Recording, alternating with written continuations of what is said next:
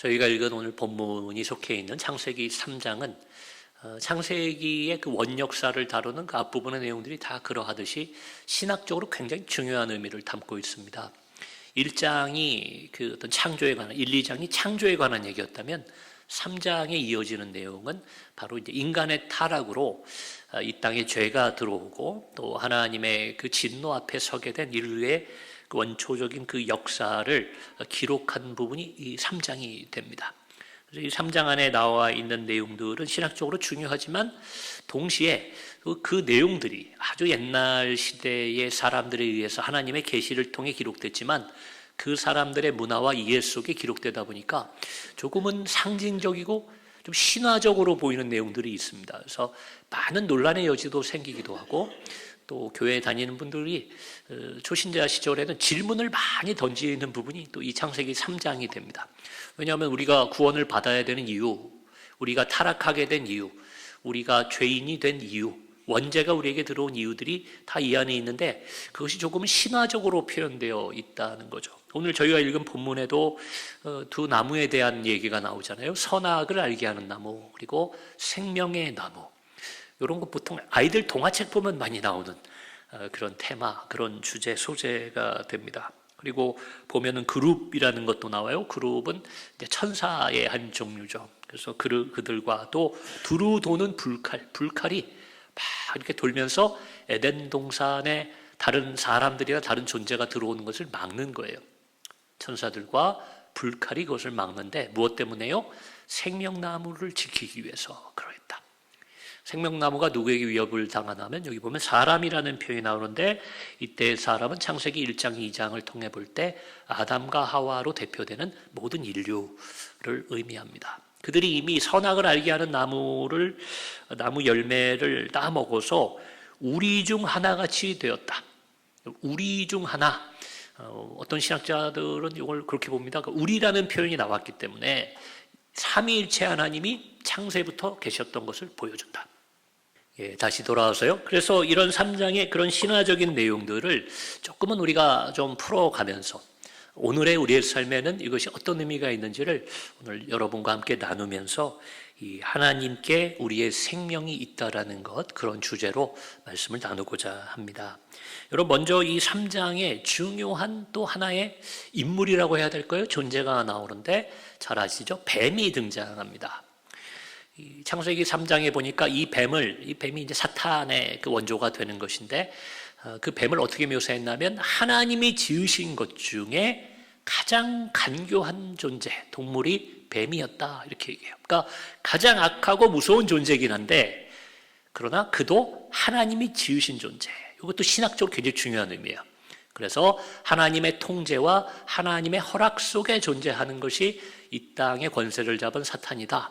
기독교에서 그렇게 이해하는 데에는 아마 요 구절 때문에도 그런 이유가 있는 것 같습니다. 자, 그런데 그 뱀이 이 하와를 꼬시는 걸로 나오죠. 하와를 통해서 그들을 죄를 짓게 만드는데 남자 여자 가르는 게 아니라 그냥 성경이 그렇게 되어 있어서 말씀드리는 겁니다. 그런데 참 교묘하게 말을 해요. 간교하기 때문에 뭐라고 하냐면 3장 1절에 동산 모든 나무의 열매를 먹지 말라 하시더냐 하고 쓱 물어요. 요즘 보면요, 이단도요. 여러분, 이단도 보통 기독교인들을 이렇게 꼬시려고 할 때 질문을 많이 합니다. 당신 다니는 교회 목사님이 이거 뭐라고 하십니까? 하면서 툭 하고 물어봐요. 그럼 우리는 뭐 내가 알고 들은 대로 이렇게 얘기를 하는데 보통 내가 잘 이해하지 못하고 있을 때 혹은 그걸 잘 기억하지 못할 때 혹은 그 사람들이 파놓은 함정에 빠지게 되면 그 질문에 대답하다가 쑥 끌려 들어가는 겁니다. 비단 이단뿐만 아니라 그 스팸 전화하는 사람, 보이스피싱 여기도 뭐 이렇게 그런 방식으로 사람을 대화를 통해서 함정에 빠지게 만드는 이유가 많아요. 뱀이 와서 다짜고짜 선악과를 따먹으러 가지 않았습니다. 뭐라고 한다고요? 그 나무의 열매를 왜 어떤 나무의 열매를 하고 묻지 않고 동산의 모든 열매를 먹지 못하게 했느냐 하고 묻습니다. 그러니 이 인간이 뭐라고 대답해요? 아니 다른 건 다 먹어도 된다고 하셨는데 하나만 먹지 말라고 그랬다 하면서 그 동산 중앙에 있는 나무 열매를 얘기해요. 자, 근데 여기서 그걸 먹은 것도 죄겠지만 저는 인간의 그 죄가 이 창세기 3장에 기록되어 있는 상징적인 게 되게 많다고 보는데 그 중에 하나가 등장하는데 뭐라고 나오냐면요. 여러분 정확히 말하면 창세기 2장 17절에 하나님은 인간에게 그렇게 말씀하셨어요. 너희가 그것을 먹으면 정령 죽으리라. 그렇죠? 여러분 알고 계시죠? 죽으리라. 여기 어떤 여지가 없습니다. 먹으면 그냥 죽는 거예요. 실제로 그래서 인간은 에덴 동산에 있을 때에서 나오게 되니까 땅으로, 흙으로, 그들의 근원, 흙으로 돌아가게 되는 죽음을 경험하게 되는 것이 요 이유 때문이다. 이렇게도 신학자들이 봅니다. 자, 그런데 이 여자는 하와는 뱀에게 뭐라고 대답하냐면 왜 그걸 먹지 말라고 했냐면 그걸 먹었다가는 죽을까 하노라. 이렇게 얘기하죠. 목사님들 통해서 많이 들어보셨을 거예요. 이거 굉장히 다른 겁니다. 죽을까 하노라는 그게 몇 퍼센트지 간에 안 죽을 확률이 있는 거잖아요. 예. 분명히 하나님은 성경에 기록되어 있기를 정령 죽으리라. 거기는 예외가 없어요. 근데 죽을 수도 있고 안 죽을 수도 있고 하지만 두려운 일입니다. 두려워는 하고 하나님 뜻을 따르지만 뭔가 인간의 해석이 들어가게 되는 거예요. 자, 그러니 뱀이 얘기하죠. 그 틈을 타고 들어오는 게 뱀이에요. 뱀은 거기서 한 발짝만 더 나가. 인간이 벌써 하나님 말씀을 좀 왜곡하니까 사탄이 그걸 한 발짝 더 나가는 겁니다. 결코 죽지 아니하리라. 이렇게 얘기해요. 그러니까 거기도 하와의 인간의 책임이 있다는 겁니다. 처음부터 정령 죽으리라. 그랬으면 결코 죽지 않으리라. 그럼 하나님한테 물어봐야 되겠네. 이렇게 되는 거잖아요. 근데 죽을지 안 죽을지 잘 모르겠어요. 근데 여호와가 먹지 말라고 그랬습니다. 죽지 않아. 인간이 원했던 답이죠. 인간이 좋아하는 답을 늘 사탄은 주게 되어 있습니다. 그리고는 무서운 얘기를 해요. 3장 5절에 여러분 이거 좀 기억해 두셔야 이따 후반부의 얘기랑 좀 연결이 됩니다. 3장 5절에 너희 눈이 밝아져 하나님과 같이 되어 선악을 알게 될까봐 그래서 하나님과 동등하게 될까봐 못 먹게 하는 거지 너희 죽을까봐 못 먹게 하는 게 아니야. 이렇게 얘기를 하게 됩니다. 그 말을 들은 다음에 하와가 눈을 들어 그 선악을 알게 하는 열매를 보니 이전하고는 다르게 보여요. 그전에는 그걸 보면 야 저거 잘못 먹으면 죽는다. 무슨 독사과처럼 바라봤었는데 이제는 어떻게 보인다고 나오냐면 3장 6절 여자가 그 나무를 본즉 먹음직도 하고 보암직도 하고 지혜롭게 할 만큼 탐스럽기도 한 나무. 먹으면 몸에 좋을 것 같다. 우리 교회 우리 기도원은 전원교회고 전원기도원이다 보니까 몸에 좋은 거 많이 먹잖아요. 그래서 저도 그 하도 우리 권사님들한테 배우다 보니까 어떤 걸 딱 보면은 야 저거 참 보기에도 예쁜데 맛도 있겠고 먹으면 몸에도 좋겠다. 이제 그런 것들을 보게 되고 또 좋아하게 된 것 같습니다. 마치 그런 것처럼 이걸 바라보는 거예요. 자, 여러분 이거 누구의 생각이에요? 하와의 인간의 생각입니다. 인간이 볼 때 보암직도 하고 먹음직도 하고 지혜롭게 할 만큼 왜 지혜롭게 할 만큼의 말이 들어갑니까? 사탄이 그 얘기를 해줬거든요. 너희가 하나님처럼 선악을 알게 된다. 여러분 지혜 중에 최고의 지혜 하나님과 같은 지혜가 저 열매를 먹으면 나에게 올 것 같은 거예요. 다시 말씀드려요. 누구의 생각이요? 인간의 생각입니다. 요거가 좀 대조적인 게요. 창세기 1장에 보면 이것도 우리 교인들은 다 알고 계실 거예요. 창세기 1장에 보면 하나님이 천지를 창조하시면서 반복되는 말이 7번이나 나와요. 창세기 1장에. 뭐냐면 하나님 보시기에 좋았더라. 하나님이 뭐 하늘도 만들고 해와 달도 만들고 뭐 모든 동식물을 만들어낼 때마다 첫째 날, 둘째 날 하나님 말씀하세요. 하나님 보시기에 좋았더라. 아 좋다. 하나님 그래. 누가 보기에 좋다고요? 하나님 보시기에 좋고. 여러분 창조라는 건 결국 하나님 보시기에 좋은 것이 창조예요. 에덴 동산도 처음에 태초의 창조도 처음에 아담과 하와 에덴 동산에 있던 완전한 그 인간은 하나님 보시기에 좋은 모습이었고 성경은 그것을 선이라고 얘기합니다. 착한 것, 좋은 것, 아름다운 것, 복받는 것 기준이 하나님 보시기에 좋다. 그러면 좋은 겁니다. 예전에 우리가 좀 가부장적인 문화일 때는 좀 아버지가 좋아하는 걸 다 해야 될 때도 있었어요. 그러다가 나중에는 좀 우리가 근대화 되면서는 어머니들 힘이 좀 강해지면서는 엄마 마음대로 뭘 하는 게 많았죠. 요즘은 그런 시대가 아닙니다. 요즘은 다원화 시대, 다 자기가 좋은 대로 사는 거지 부모가 어떻게 할 수, 선생님이 어떻게 할 수, 목사님이 뭐 어떻게 할 수가 없습니다. 다 본인들이 원하는 대로 살아가는 거예요. 그러나 신앙생활을 하는 우리들은 어떤 시대를 살아가든지 간에 하나님 보시기에 좋은 게 선하다는 것을 결코 잊어서는 안 된다는 거예요. 거꾸로 말하면 하나님 보시기에 이게 좀 좋지 못하다? 여러분 그러면 좀 하나님이 좀 불편해 하시니까 하지 말자가 아니에요. 하나님이 보기에 안 좋아하시면 그것이 악한 것, 그것이 좋지 못한 것, 그것이 나쁜 것, 성경이 말하는 죄가 되는 겁니다. 인간의 기준으로 판단할 때 죄가 들어왔다는 걸 여러분 잊으시면 안 됩니다. 그 열매가 뭐냐? 사과같이 생겼냐? 무화같이 생겼냐? 여러분 이런 질문 하는 거는 목사님들도 잘 모르고요. 그리고 뭐 거기에 관심 갖는 건 중요하지 않습니다. 중요한 건 그것을 따먹으면서 죄가 들어왔는데 그것을 따먹을 때 인간이 어떻게 했다고요? 하나님의 명령이 아니라 내가 보기에 어떤지 내 스스로 판단했을 때 결국은 죄가 들어왔다는 겁니다. 오늘 본문으로 돌아오면요, 22절에 여호와 하나님의 말씀이 나옵니다. 우리라는 표현이 나오는 삼위일체적인 여호와 하나님께서 뭐라고 말씀하세요? 사람이 선악을 아는 일에 우리 중 하나같이 되었으니. 여러분 제가 아까 기억하라고 말씀드렸던 뱀의 말이 있죠. 뱀이 3장 5절에서 너희 눈이 밝아져 하나님과 같이 되어 선악을 알게 된다 이렇게 얘기하잖아요. 하나님이 이렇게 말씀하시는 거 보니까 뱀의 말이 맞았네요. 뱀이 그걸 먹으면 선악을 알게 돼서 너 하나님과 같이 된다. 근데 지금 여기 22절에 나오잖아요. 이 사람이 선악을 아는 일에 우리 중 하나같이 되었으니. 요건 뱀 말이 맞았네요. 사람이 이제부터 선악을 알게 됐네요. 여러분 그렇게 해석하면 큰일 나는 겁니다.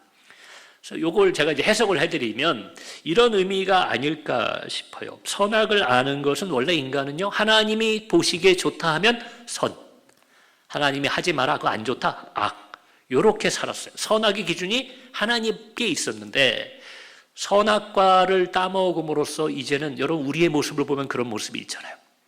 내가 옳고 그른 걸 판단하는 삶을 살기 시작한 것, 그것이 인간의 죄였다는 거예요.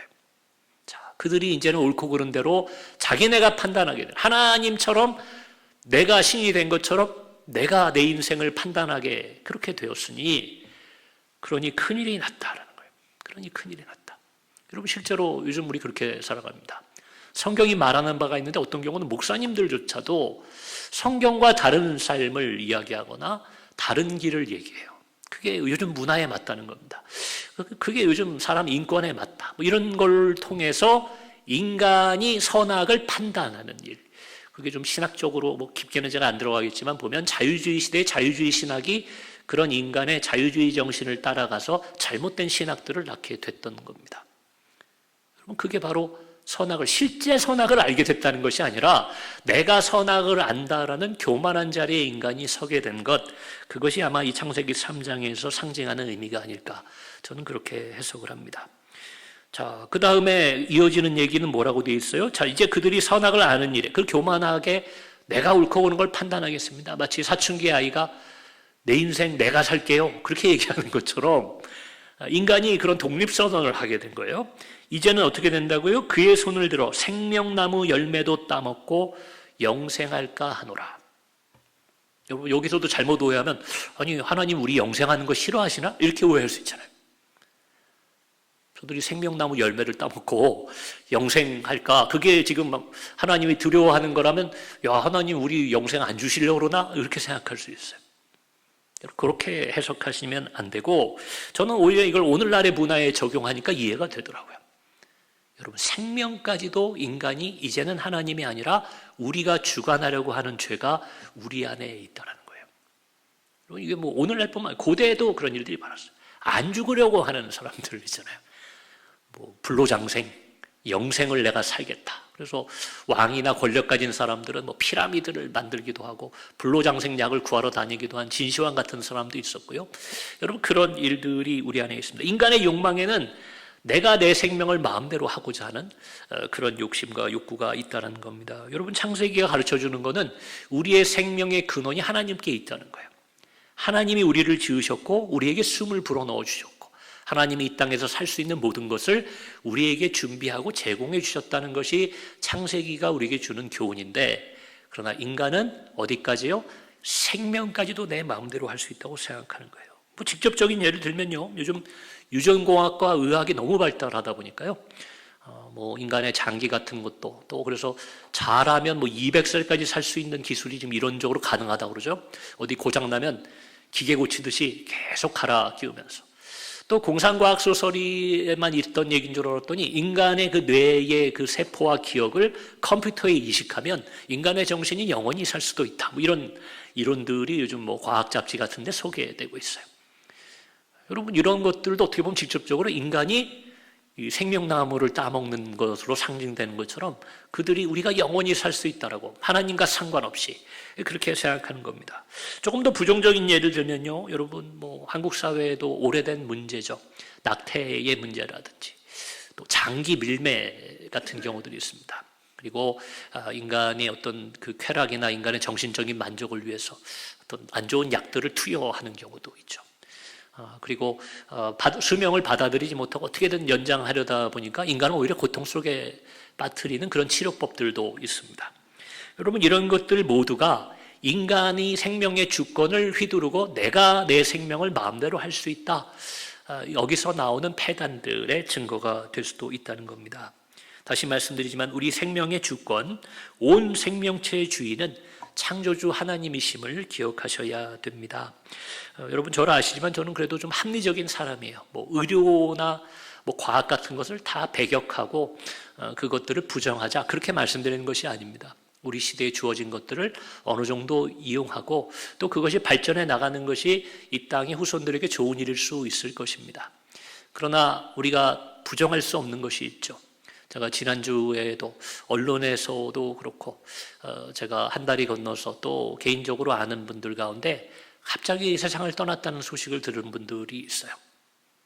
여러분, 알 수가 없습니다. 우리가 아무리 건강한 걸 챙기고 뭐 보험도 들고 인간이 모든 노력을 기울여도, 그러나 우리의 생명은 하나님 손에 있다는 것을 인정할 수밖에 없는 것이 우리 현실의 경험입니다. 육의 생명, 우리 마음대로 할 수 없습니다.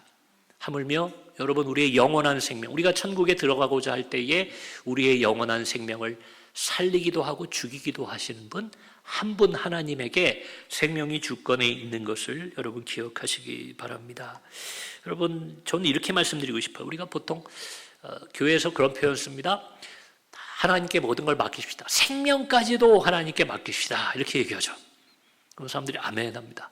제가 언제 한번 이걸 좀 생각을 바꿔 본 거예요. 생명까지 하나님께 맡기는 게 아니라 여러분, 생명부터 하나님께 맡기면 어떨까 하세요, 애들을.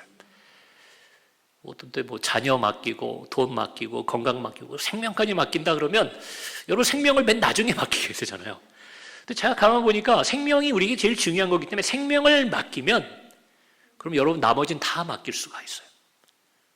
다른 거 뭐 어렵지 않습니다. 생명을 맡기면, 이거 뭐 정확한 건 아니겠지만 우리 교인들은 잘 아시니까 저와 제 아내의 관계가 그래요.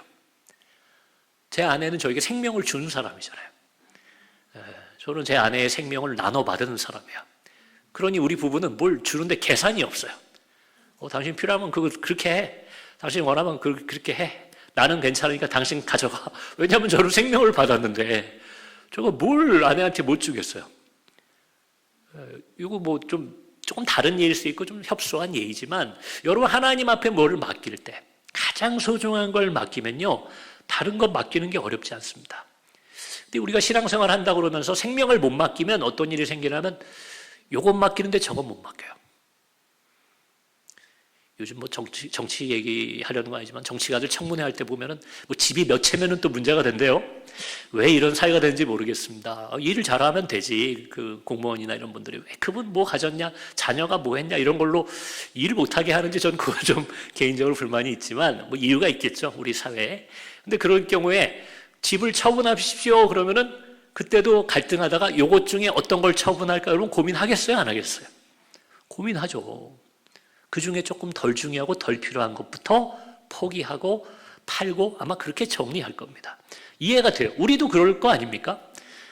그런데 나한테 중요하지 않은 것부터 하나님께 맡기기 시작하면 여러분 중요한 순간에 결국은 누구처럼요? 하와처럼 내가 보기에 좋은 대로 내 중요한 결정들을 해나가게 된다는 겁니다.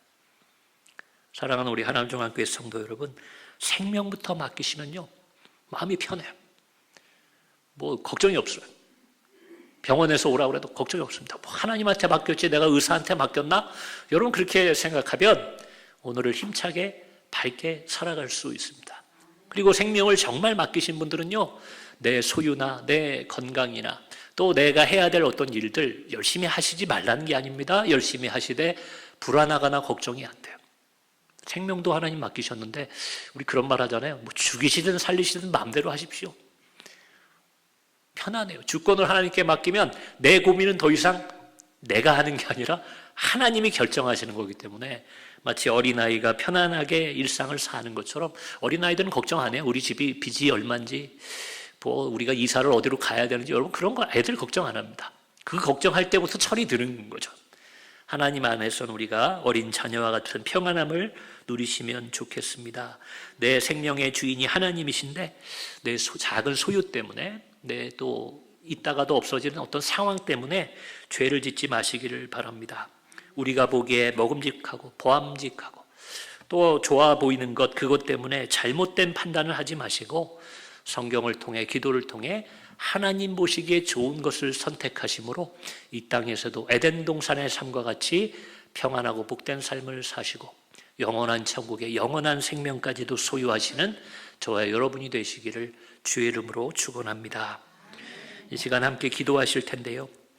주신 말씀 우리가 기억하고 마음에 새기면서 하나님 내가 나의 생명 주께 맡겨드립니다. 어차피 내가 마음대로 할 수 없는 것이 생명인데 이 생명 주의 것인 것을 인정하고 맡겨드립니다. 우리 그러한 신앙의 고백으로 기도했으면 좋겠습니다. 그렇게 맡길 때 하나님이 우리의 생명 당연히 책임져 주시지만 또한 우리의 생명에 따라붙는 우리 삶의 모든 기도의 제목과 문제들과 마음의 소원들 위에도 하나님이 주권적으로 함께해 주실 것을 믿습니다.